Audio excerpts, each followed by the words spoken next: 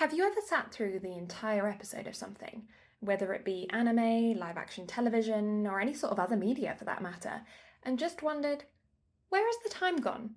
For instance, I don't know, watch the latest episode of your favourite weekly anime, which is supposed to be 25 minutes long, and it only felt like 5?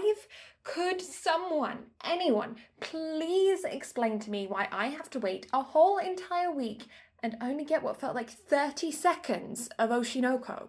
Please, for the love of God, just let me have more!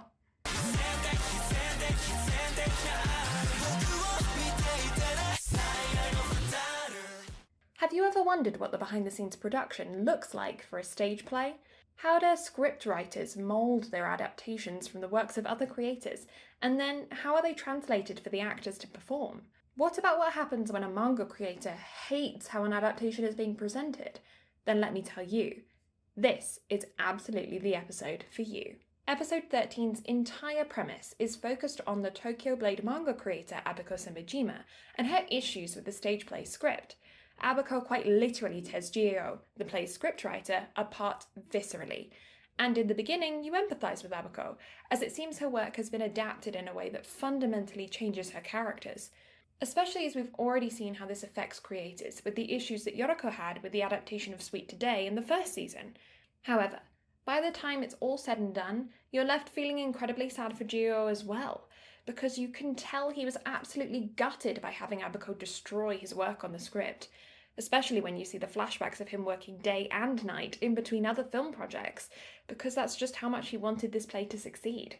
If it tells you anything, this dude has been a fan of the series since the first chapter was published. That's how much this script meant to him. The episode gave a full breakdown on where a lot of the communication issues stemmed from. During the process of the play's materialization, once the third draft of the script had been finalized, it's then sent to a manga creator to be approved, and she gave feedback multiple times. However, that feedback had to go through like 6+ people, so by the time it reached the scriptwriter, it doesn't really amount to anything, and if it does, it's wrong. So it just kind of continues on the same track, which, if that's how it's actually done, then you can certainly explain why a lot of shows seem to have adaptation issues. Looking at you, Promised Neverland. So, after much consideration, and by much, I mean the amount of time it took for Abiko to tear Gio a new arsehole, Abiko decides that she's going to rewrite the entire script from top to bottom and have it done with enough time for the actors to rehearse it before opening day, which I forgot to mention is in 20 days of when all of this takes place. However, Abiko is at least kind enough to let Gio keep his credits in the play and still keep his promised pay for the project as well. Though, that's not what the entirety of the episode is made up of. We also have some shenanigans with our main cast of characters. Kana is still being blatantly jealous of Aqua and Akane's relationship.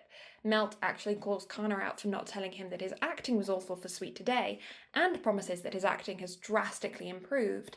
And Aqua and Akane start to go out on a date to a stage-around play, which conveniently is where our next episode will be kicking off. Overall, it was a very informative episode. We learn a lot about what goes into stage productions and the inner workings of manga adaptations. With the turmoil of this episode, and what it means for the Tokyo Blade play, we have plenty to be excited about for next week. As always, thank you so much for watching. If you like this video, don't forget to like and subscribe, and leave a comment down below telling us what you think about the current season of Oshinoko, or leave your thoughts on our new video styles as well. See you in the next one.